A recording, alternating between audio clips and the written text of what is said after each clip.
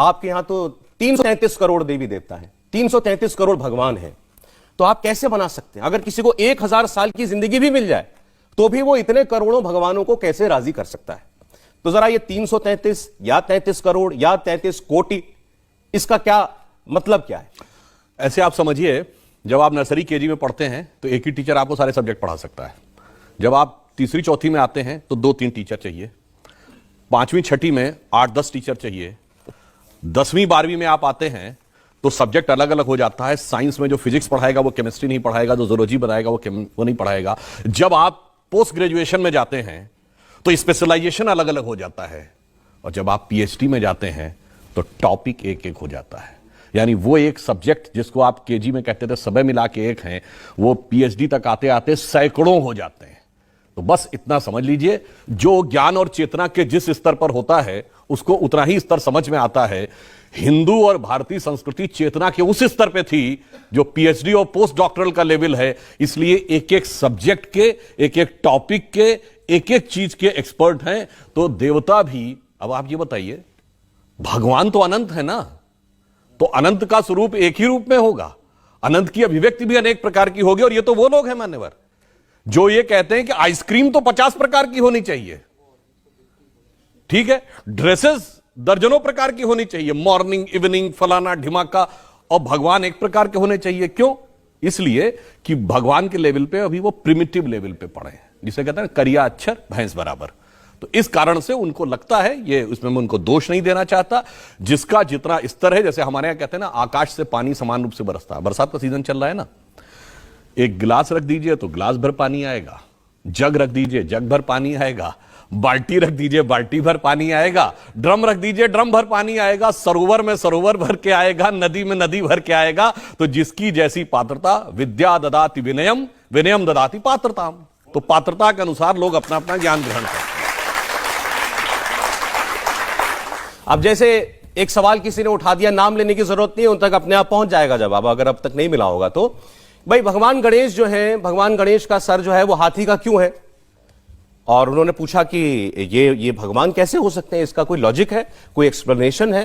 तो क्या हमारे यहां पर हमारे भगवानों के, हमारे देवी देवताओं के पीछे कोई लॉजिक नहीं है, केवल पूरी कल्पनाएं? अगर गणेश जी का उदाहरण देखिए, लॉजिक है, परंतु जिन लोगों का लॉजिक वहां से गवर्न होता है, ऐसा था कि आप सबने कार्ल मार्क्स का नाम सुना होगा, जो भारत के वामपंथियों के लिए उनका एक एक वाक्य ब्रह्म वाक्य होता है। भारत को वो उसी चश्मे से देखते हैं जिस कार्ल मार्क्स ने न कभी भारत आया, न संस्कृत पढ़ी, न कोई भारतीय भाषा पढ़ी, न कोई भारतीय ग्रंथ पढ़ा।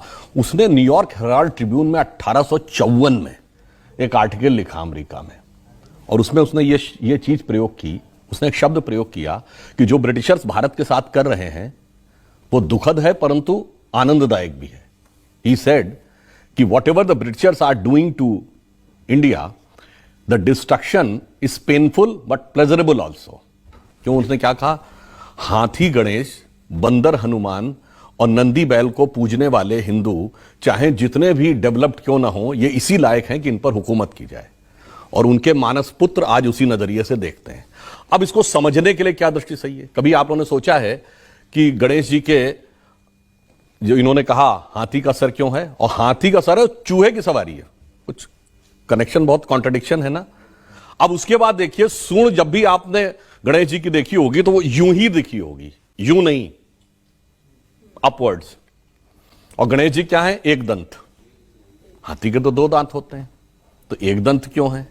अब एक ही दंत है तो दूसरा दांत, अगर आपने देखा होगा जो 4 भुजाओं वाली गणपति जी की मूर्ति है, तो वो एक दांत तोड़कर हाथ में पकड़े हुए हैं।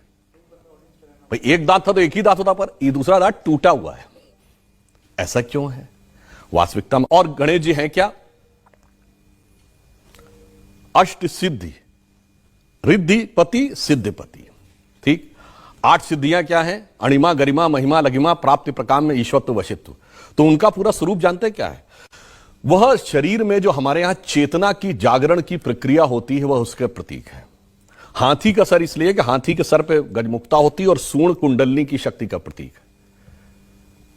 चूहे की सवारी इसलिए है कि चूहा सदैव जमीन के अंदर जाता, जब आप अंदर बैठ के ध्यान लगाएंगे तो आप अंदर की तरफ जाएंगे। सूंड सदैव ऊपर की तरफ इसलिए है कि वो कुंडलनी की ऊर्ध्वगामी प्रवृत्ति, यानी अगर आप नॉर्मल किसी व्यक्ति को ध्यान लगाए तो उसका हमेशा टेंडेंसी डाउनवर्ड्स जाती है। यानी अगर आपके ऊपर नियम कानून का रोक ना हो तो जैसे पशु की प्रवृत्ति होती है ना कि जबरदस्ती जो चीज चाहूं कब्जा कर लूं, ये होती डाउनवर्ड टेंडेंसी। जब वो अपवर्ड होती है और उसके बाद क्या है, मूलाधार, स्वादिष्ठान, अनाहत और आज्ञा चक्र के बाद अब एक स्टेज के बाद की यात्रा अब द्वैत से नहीं चल सकती।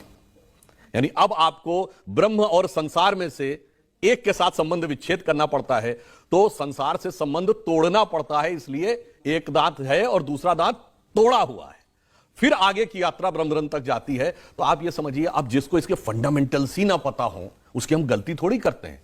जैसे आप नमक खाते हैं, नमक का केमिकल फार्मूला क्या है, NaCl। NaCl में Na का मतलब है सोडियम और Cl का मतलब है क्लोराइड। ये आप तब समझ पाएंगे यदि आपने पीरियोडिक टेबल पढ़ी हो और केमिस्ट्री के बेसिक एलिमेंट्स पढ़े हो। अगर आपने नहीं पढ़े तो आप NaCl को पढ़ेंगे नेकेल, फिर ऑक्सफोर्ड डिक्शनरी में उसका अर्थ ढूंढने का प्रयास करेंगे। आप कहेंगे नेकेल तो कोई शब्द नहीं होता, इसका मतलब या तो ये नेकलस है या ये निकिल है। और ये पढ़ के आप जितना बड़ा अर्थ का अनर्थ करेंगे, उतना ही बेसिक ज्ञान के अभाव में हिंदू धर्म के देवी देवताओं के इस विराट चेतना के स्वरूप को समझने में वैसी गलती हमारे जो बौद्धिक प्रतिद्वंदी या मार्क्स के मानसपुत्र, मैकाले के मानसपुत्र कर जाते हैं। अच्छा, ये परिभाषा आपको या ये जो थ्योरी है भगवान गणेश के पीछे, कितने लोगों को आप में से मालूम थी? अगर नहीं मालूम थी फिर बजाई ताली।